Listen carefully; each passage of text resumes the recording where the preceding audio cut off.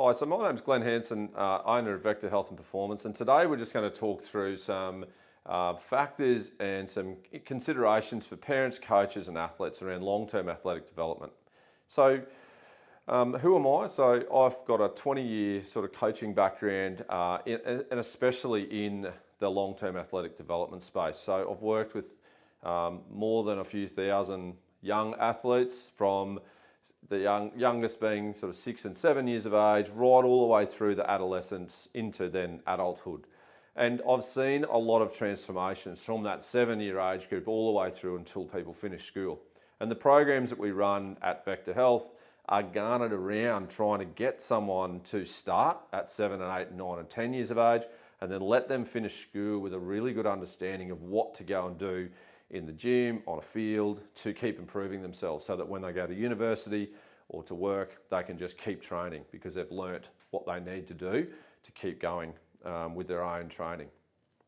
So then my attitude to the way that I go about that is I help people first, athletes second. So my way of doing things is unashamedly, I always want more for the people that I coach. So I'm always looking for the next thing to achieve, whilst trying to make sure that we recognise the successes along the way. But I coach that person underneath the athlete first. So, and that's something that if you're a younger S&C coach or any sort of sport coach listening, that'd be my tip after a long time, is focus on the person first and the athlete comes second to that.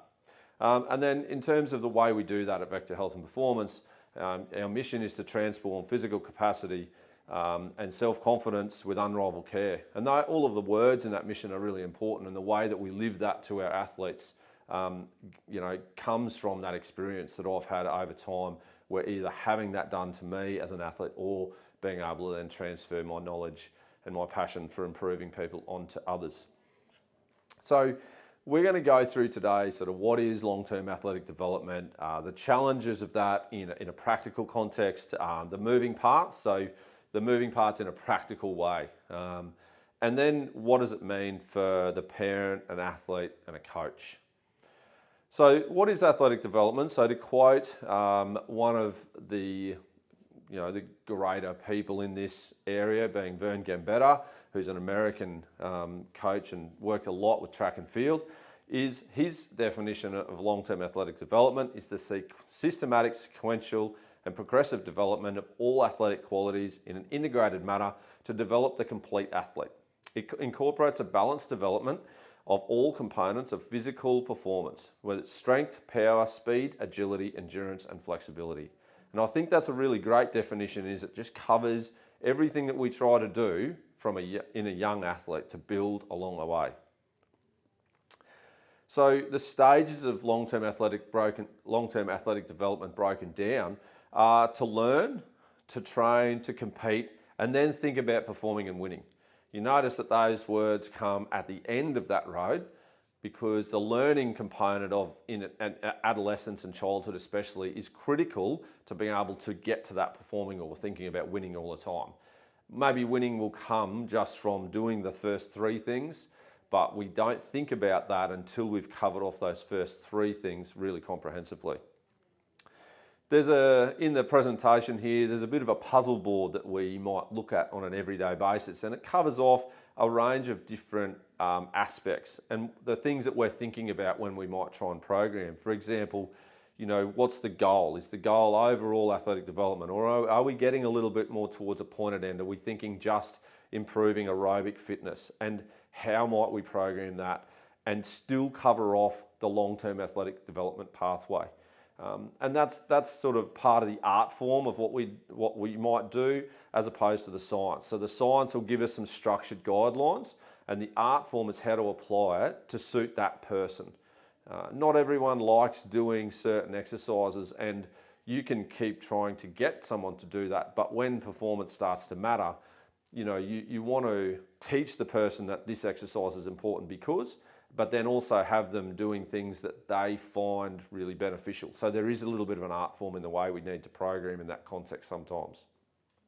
And then just things like coachability, motor skill, the learning, like how they learn. So you've got to be cognizant of that, especially with a younger athlete. how do they pick up information from you? Do they pick it up by watching you? Do they pick it up by just trying it over and over and just getting better with a bit of feedback? Do they pick it up from listening to something and then going watching and then off they go and try it? You've got to sort of cater to those different styles, and even the way you coach, you want to use a range of styles. So athletes get exposed to a range of different methodologies of coaching. So then the challenges of all around athletic development. So there's plenty of challenges, and I've listed some here that are some from research, some from experience. So things like the mental health / learning disability. What I have noticed probably in the last 10 years especially is this is becoming a much more in your, not in your face, but it's much more noticeable when we're finding, and I think it's purely because there's a lot more awareness around this in the last 10 years. But it's extremely important if you're managing an athlete that has something like ASD, autistic spectrum disorder. You've really got to know how they are going to accept information and what's the best thing to do for them, because some of the athletes with autistic spectrum disorder can be phenomenal. However, if you can't communicate back and forth, then it makes it challenging. So it's up to us as coaches to make that happen. It's not up to the athlete to come to us. We've got to go to them. We've got to find a way to get them to do what we need them to do to improve. Things like age versus maturation. So you can have two 10-year-olds, one can be this big, one can be this big. And so at different stages, the one that's this big at 10 is obviously growing very quickly in their short life. Maybe their coordination is going to be really challenged, but you've got an athlete that's this big. So you've got to really treasure those bigger athletes and be patient with them, because we're looking at a 17 or 18-year-old that might be this big. And there's two things that you can't make happen in coaching. One's size and one's height. You can't make someone grow more, and you can't make anyone any bigger than they already frame as dictated by. So, we want to treasure those athletes, especially in the sports that need size as part of the overall success of an athlete. So be patient with those younger athletes and de-progress them so that then they can be good at something before you worry about trying to make them do anything fancy. And with the smaller athlete that's really athletic, that can do anything that you want, well, then you can progress that person. Maybe they're going to have a growth spurt later, and then they'll go through what this 10-year-old is. They'll go through that at 16. But you have to treat everyone as they are at that point in time, and look, 6 months, 12 months, 2 years, 5 years in front of you to have a picture of what you want to turn someone into. All right, so then I'm not going to go through each of those. I mean, a lot of people watching this will probably see that those things are fairly obvious, especially your funding and travel commitments and those sort of things. Your family support network, just speaking quickly on that, it's really important. If you want to be a parent and you want to be a coach, come and help coach. People like us will help show you. But it's really important that you just put your trust in that person that's going to coach your child. It's hard because you've got that passion. You really want your child to succeed. But it's important to give them positive messages and teach them how to go and discuss things with their coach rather than doing it all for them. Fair enough, at a younger age, there's some issues that you need to be there and do that for, especially safety issues and that type of thing. But if it's about the coaching, if it's about communication, as much as possible, give your child the opportunity to try and do it themselves first, even if you have to stand from afar and watch that conversation. It's so good for the youngsters to be able to negotiate back and forth. We are not school teachers. We don't want an authoritarian kind of complex here. We want a back and forth. We want feedback. So if we try and teach our young athletes to provide that feedback and talk about what they're feeling and how they're feeling and what they're seeing and are they noticing anything from doing something or an activity that we want them to do, then that's the sort of interaction that we want. We don't want someone doing that communication for them. Even from a really young age, we can teach our young athletes to be better at that. And we have to be better in terms of we have to listen. Sometimes we might not like what comes back, but we have to listen and show them that patience and kindness in context with conversation is how we solve problems. So if you don't like what you hear, you can reframe that with the child to let them say what they need to say it in a positive way, say it with a solution-focused mindset, and then we can come back and say, well, let's fix this problem, let's try this, or let's go back, or let's teach you why. And sometimes it is just teaching them why they have to do this boring or this simple things really well. So some of the moving parts then in delivering of the long-term athletic development is age and ability-based programming, which is a big area, and it's important to understand. In this presentation, we'll talk briefly about it. It is an area that you could spend a lot of time talking about. There's a lot of research out there about what should be done. Supervision, instruction and feedback, probably my favourites in terms of how we go about doing what we do with our own younger athletes. And then things like goal setting, injury prevention and managing injury, which generally you sit in within the sporting coach will do some of the goal setting. The injury prevention is definitely along the lines of what we do with long-term athletic development. And managing injury is teaching parents of younger children and adolescents how to recognise that what the difference is between being sore and then having a problem, and then what to do about that, because it's our job as parents as well to advocate for our child in that context, because sometimes they don't know how to express pain or discomfort very well. We've got to teach them.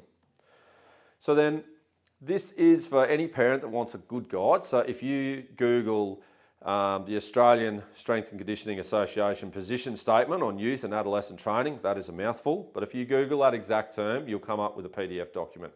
PDF document is quite long. It's not a 2-page read. It's significant in nature, but it was written that way by the Australian Strength and Conditioning Association to provide clear context on what is general athletic long-term sort of development and a matrix behind that. So we tend to follow that matrix, in a relative way, and then suit it individually to each person that we work with, which, after the experience that I've had, is I think it's the right way to do things, because, as I said, everyone is different at the same age. But the link's provided in the notes of in the presentation, and you can click on that and go and have a look if you like. I'm not going to go through that in detail. It's another time thing. So then, just some statements here, I suppose, that I'll talk about is a great program with no coaching is probably less productive than a poor program delivered with excellent coaching and support. And I say that carefully, but things like if you put a barbell back squat in a program for a 12-year-old, it might be an appropriate exercise because that 12-year-old might have proved that they've got the quality of movement to enable that movement. However, if you coach it poorly, then it can be very dangerous. And likewise, doing 100 bodyweight squats, if well coached, could be just as useful as doing a loaded squat to develop, generalized strength. That might be 10 sets of 10 in a session. Now, would I program that? No, because it's a lot of volume of one exercise and a lot of time that's spent, probably not really useful. But in context, if it's done really well at the time, the child is probably going to adapt from that.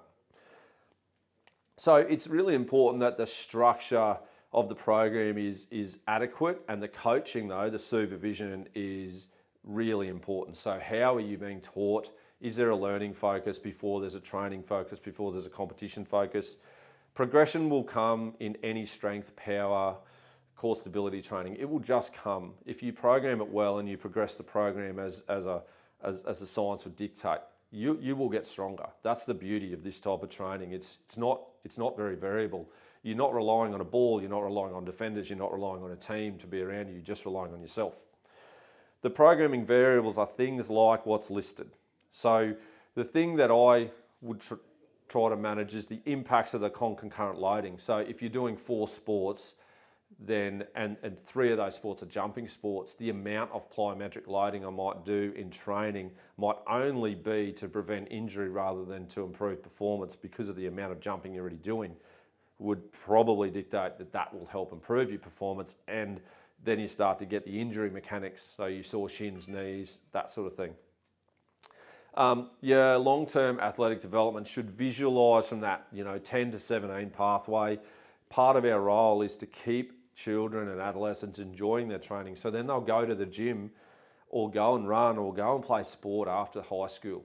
Too many people get to the end of high school, think that's their sport career finished, and they're not going to play anymore. Part of our role is to look at the long-term health of somebody. So it's not just about the next 3 years, it's about showing them a path where they can comfortably walk in to a space and just go to the gym and just train if that's what they have time to do once they finish their school sport and go to uni and they've got other commitments in their life.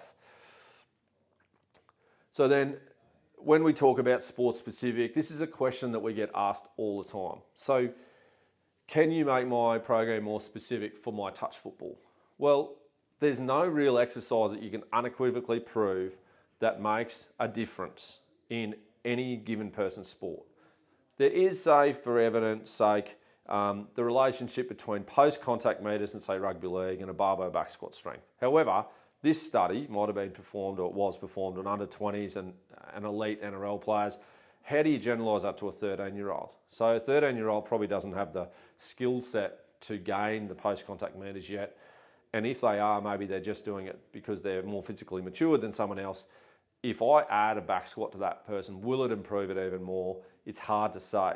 But if they're ready to do that back squat and they've progressed through a series of progressions and they can do it, well then, yes, it will probably help significantly. But you don't have to have that exact same exercise to get the same result. You could use a different type of squat and still get the same result. And that's where the research gap, the 17 years roughly between what gets put out in research and what's practically applied. In our sort of land, like, you've got to read sort of research that's been published and make a decision on, am I going to use this information or am I going to wait for more information to come? And you have to make those practical decisions. That's part of the art form of trying to get people to be better. In long-term athletic development, there's a lot of research over a lot of years that talks about, just keeps coming back to that, the definition of Vern Gambetta's, which is the whole systemic sequential approach, and where you're working on a little bit of everything all at once. So you're just trying to develop general overall athletic development so that by the time they get to that adult age, then you can start to be much more specific. So if you're a parent, what you'd want to see is, yes, there might be some specific exercises involved. However, it's more overview, long-term. There's those sort of sayings being talked about we're trying to teach them this so that we can then move to this, then we can move to the next thing. And you want to see that learning and training focus. So whilst we do take pride in how strong and how powerful some of our athletes are, we also take pride on that effort that they put through and how they walk in the door and that impact on self-confidence as opposed to pure physical capacity. So then in terms of instruction, it's talking about what I said before, really encouraging to ask questions, not to see coach as an extension of any school teaching, like it's where, you've got one teacher at the front and there's 25 children in a classroom. It is a one-to-one interaction. You want that feedback. It's probably rated, supervision and research, as one of the most important aspects of teaching and learning and training. It's one of those critical things that really helps. And especially when you apply that to any injury prevention research, especially in anterior cruciate ligament, that children and adolescents, when they're provided feedback on correct movement technique, they do have less injuries than if not provided any feedback. Providing layered feedback, so if this is going out to, say, a coach and then a parent who's coaching, try to pick something they did well. And it can sometimes just be effort, because the execution might be terrible, but they're effort. So please don't ever tell someone that they're not trying hard enough, because I guarantee it's very rare that a child will purposely not try hard to do something that you've asked them to do. It's very, very rare. And if they are, there's a good reason behind it, and you have to explore that, because there's got to be something going on in the background. That's a symptom of something deeper. Then think about, can you give me more of? So, for example, I really like the effort that you put in that, that 25-metre swim, but I noticed that when you breathe for the first time, your arm speed slowed down.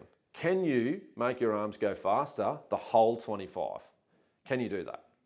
And if you ask a question like that, you're not telling them how to do it, because they already know, but you're asking them to give you a little bit more execution at a high speed. You go back, you watch it, and then you just have to keep chipping away with those little execution things, because then something else might go awry in the execution. So they might move, they might lose force going through the water or propulsion, but it's any of that feedback where you just ask them the question. So can you do this better?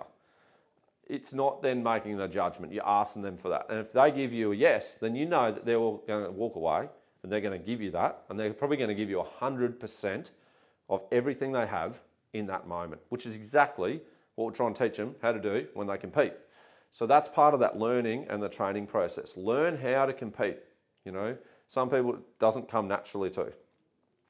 So when we coach in a 360-degree mindset. So that means that if I'm got someone squatting here, I need to be here, I need to be here. So I need to move. You need to see all angles, because there's all sorts of things that go on. So from a coaching point of view, try and see more angles. Don't just stand still, move so that you can see. And then I have the saying, I build connection, then I build performance. Connection means, the psychological connection where I'm going to ask you something and you're going to try really hard to deliver that back to me. And then you're going to tell me how you felt doing that, and then we're going to try it again. And we're going to try and get better every single time. And then some days you know that 100% is going to be 80%. And so you just give me that 80%, because that's the art of being consistent. If you didn't turn up, you would have given me nothing. So if they've turned up and they don't feel great, if they give you 80% and that's all they can do, get them to give you 80%, moderate what you need to do, and let them give you a good 80%, because they're still practicing, they're still going to get better. And then again, just value that effort before execution. If they're trying really hard, you've got to compliment it. You've got to keep giving them that effort is good, and then you've just got to pick one little thing at a time that you're trying to get the execution better at, like break down that chain. And then what is important to us as coaches isn't very important to athletes. For example, teaching someone single leg squats has to be one of the most uncreative exercises in the whole human universe, and no one finds these, easy. There's a bit of challenge in every part of doing that exercise, but they're really important for knee injury prevention and those sort of things, and single leg strength. You've just got to explain the nature, and then you've got to try and come up with variations that suit that person so they can do it well. There's no point walking away from a person doing a single leg squat where they're in valgus and their knee angles are poor and they can't hold their balance. Like, no one's going to want to keep doing something that they just cannot or not able to do at that point in time. That's where you've got to find the modifications, and that's the art of coaching coming in, that 360-degree mindset, where we are taking that kid and we're saying, hey, let's make it easier. Show me you can do this. Then let's build another step. Then let's build it back to the full. And let's see if you can do that for me in a month. And you've automatically just given them a little goal that they're going to work on. And a competitive child, adolescent, will always try and beat what you say to them. And that's what we want. So then, a couple of little slides here. Just what does LTAD mean for a parent? And I'm a parent of a 10 and a 6-year-old. So this is starting to apply to me now. So to see your child continually improve, grow in more than just performing, but the ability to follow through on a goal they have set. You translate the work ethic, you show and training to life outside of sport. So this is documented, and it's something that we've seen over years of helping young athletes. So I always talk to my younger charges around, show me that you can work hard, show yourself you can work hard, be proud of that, because that's going to take you into business, or that's going to take you into your career, and that's why you're going to succeed, because you learned this playing sport. You've got to find ways to, transfer skills on.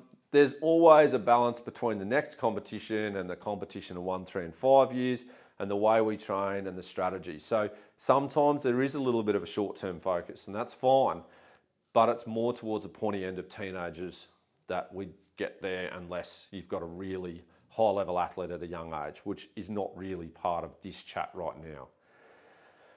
There's a distinct learning and development focus through that childhood and adolescence, and you need that creativity and program to keep this training and sport enjoyable. So you do need that level of fun, and it's our job to try and find that. And then if you're taking your child out to practice their craft, just let them be. We don't as don't worry about coaching them. If you're doing a Sunday training session that's off peak and you've got a kid that's a great tennis player, it can just be about hitting the ball because it can just be for fun.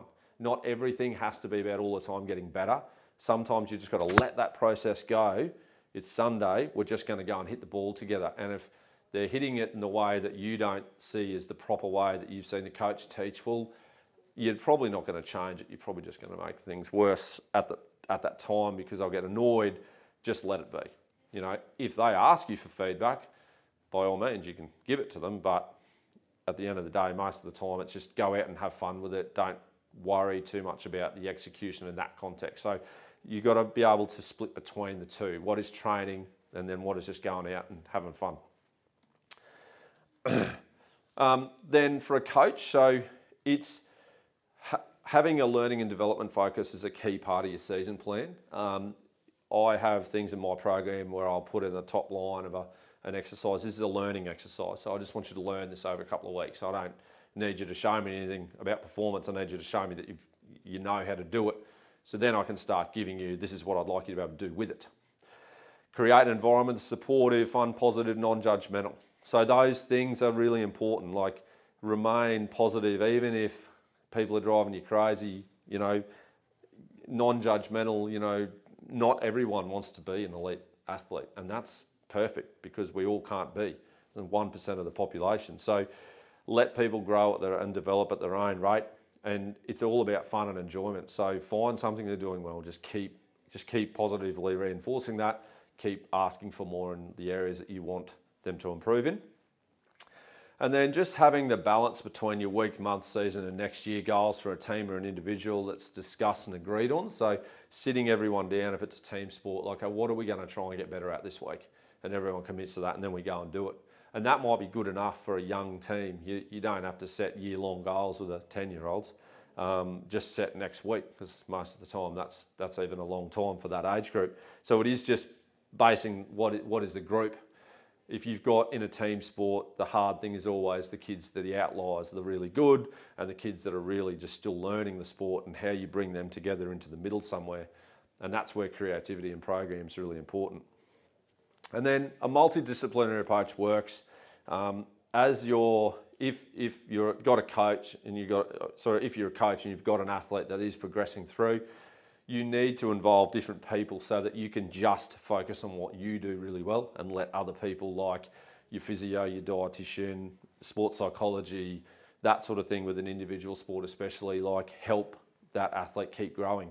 Our job, in my sort of job, like that I might do with an athlete, is to give you as a sport coach the best quality athlete that I can so that you can ask of them what you need to get them better at their sport. So if I can give you that, then you can mould that athlete.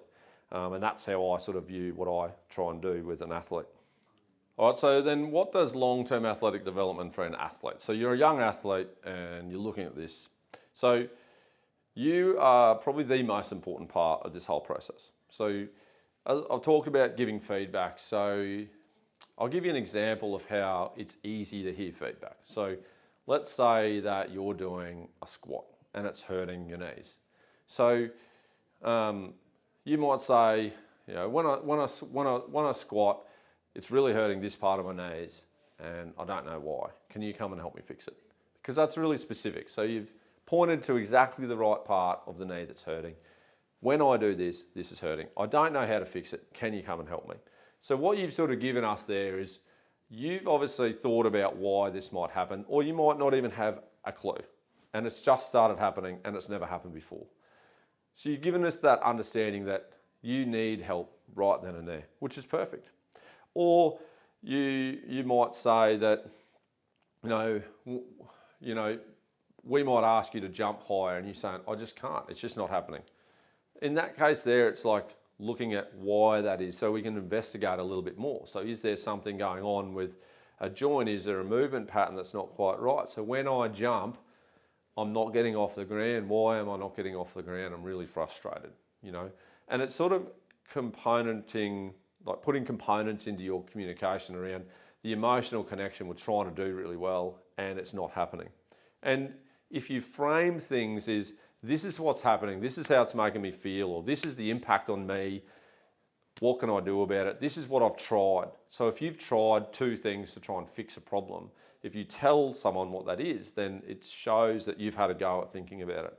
But the most important thing is we don't really expect you to know how to fix it because that's our job. Or we don't expect you to know how to make it better because that's our job.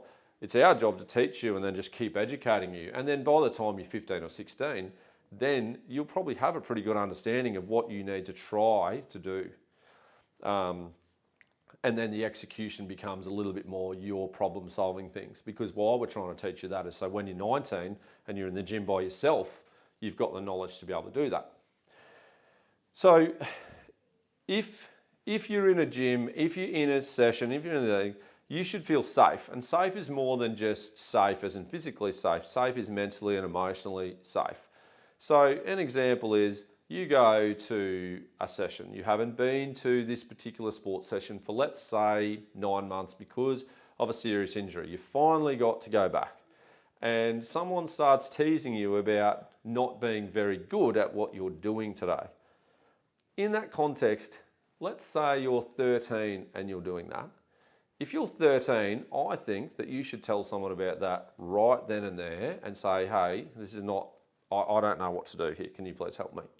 If you're 16, you can still do that, but the difference is we'd give you an opportunity by teaching you how to go back to that person and ask them to stop. So if you ask someone to stop a behaviour that's inappropriate, and which in that case it is, if you ask them to stop and they don't, then you have a choice. You can go harder at that problem, which is probably just going to create more conflict, or you can come and ask someone like us for help and we will come and sort it out with you together. You're not dobbing, there's no skill politics here. We're only interested in you, and you should be interested in your performance and then bettering everyone around you by trying really hard. That is your job as an athlete. Your job isn't to have to negotiate any complex conflicts negotiations with anyone who wants to be judgmental of you as a person or you as an athlete. That's our job to help sort out and then to move it on and to make sure it does get moved on and it doesn't keep happening. So you need to feel safe and you need to be valued by your support team, by anyone else around you.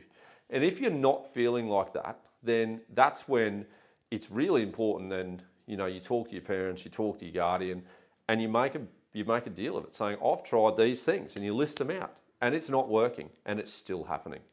Because in that case there's difficult decisions to be made, but that's what you have parents for, that's what you have coaches, that's what you have people in your corner for, so that they can help you and guide you to make good decisions for your short and long-term future. But feeling safe, guaranteed, if you don't feel safe, you don't feel valued, you don't feel like you belong in a group, guaranteed your performance will suffer as a consequence. And this whole thing is long-term athletic development, which leads to performing and winning. And if we can't bring you through that development phase in a way that makes you improve your own self-confidence, then guaranteed your physical performance just won't match up. So that's really important. I can't emphasize that enough.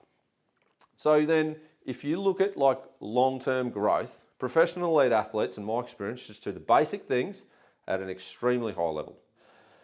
Practicing simple things is often part of becoming good at something. It's okay to make the basics into fun. You've got to gamify things, like be creative. Like we will tell you what we want, make it into a challenge for yourself. Find a way to make it into a competition if that's what you thrive on. And then the last thing is really value your body. It's your vehicle to performance in most sports. Without the use of it, it's very hard to achieve your goals in sport. And then when you talk about injury, so just a couple of examples of managing that injury. So we haven't covered that a lot in this particular part, and it's a separate presentation that would cover this. But an ACL injury is 9 to 18 months off sport. Can you afford not to learn the skill, the developing tactics, the fitness, the strength, the power? Can you afford to lose all of that because you didn't do 20 minutes twice a week? Which is what the evidence says that reduces injury by up to 70%. So if you can reduce an injury risk by up to 70% by doing work for 20 minutes twice a week, why wouldn't you do it? So you got to value your body. The little things matter, and as someone that probably didn't get access to this type of thing when I was, or maybe your age, if you're looking at this as 10 to 17, then it's something that I know from looking at the research and applying it over years now, that it does really work for people that do it. So if someone suggests to you that you do work and little bits at a time, make sure you make the time to do the little bit that makes the last bit, the fun part, the performance part, count. So we've compiled a couple of examples of practical examples of how we might do long-term athletic development with some of our coaches, and they'll be included as part of this little slide at the end as little links or little videos, just so that you can see the explanation of how we might progress different exercises with a child to an adolescent, so that you can have a bit of an idea of maybe, if you're going to come and do this sort of thing, what you might be in for in the future. So if you have any questions, I can be contacted. My email is glenn@vectorhealth.com.au. Phone number's there if you want to call and make a time to have a chat. But more than happy to talk to individuals or clubs or teams about designing programs that fit the age, the ability, and the purpose that you need. And also just talking to you about, if you are having one of those experiences that I talked about, what to do about it, because we're more than happy to help set your direction in a better light. Thanks for listening.